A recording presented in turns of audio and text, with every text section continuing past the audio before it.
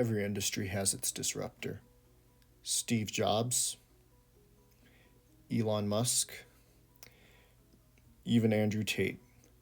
But what if I told you there was a mountaineer hated by his contemporaries twice as much as these men combined? That man was the famed mountaineer Hermann Buell. September 21st, 1924, Innsbruck, Austria. That was the day and the location this historic man was born. As a child, you would never guess that he would become a great mountaineer. He was weak and sallow, but at the age of 10, Hermann's father took him to climb his first peak, dragged him more like. On top of the peak, Hermann felt the glow of achievement, and there the mountain snagged him. He quickly became a bright student, excelling in his studies so he could spend more time in the mountains, particularly the Alps. Those were the mountains that entranced him. As an adult in the 1940s, he quickly gained a reputation for his daring ascent and bold strategies. He took his first major ascent in 1950. Buell climbed the north face of Großglockner, the highest peak in Austria, establishing him as the premier mountaineer of his time, before he was drafted in the military and sent to war.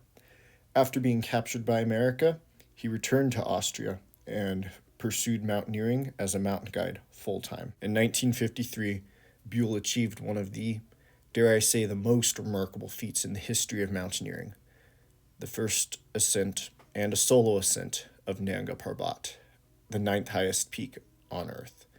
Many deemed it impossible, but not Buell.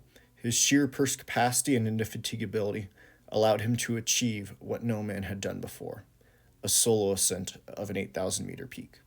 At one point, he spent a night lashed to an icy slope to sleep. He ended the ascent with one crampon, but with a triumph over one of the hardest of the 14 peaks. Buell was far from done. 4 years later, 1957. Buell achieved another major ascent. He climbed Broad Peak, the 12th highest mountain in the world.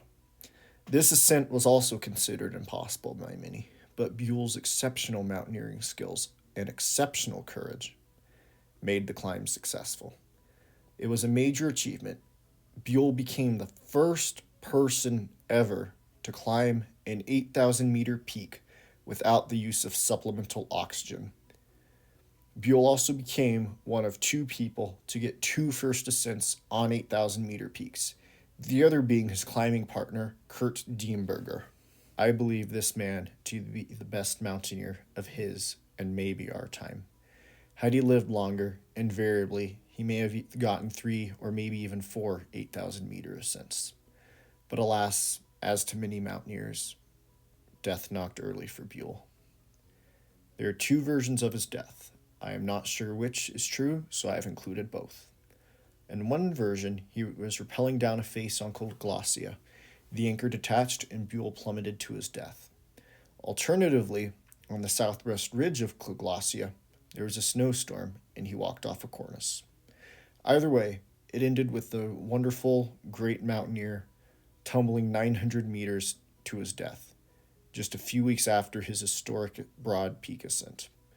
To this day, his body is still there, entombed in ice. A mummy from a mountaineering era long, long ago.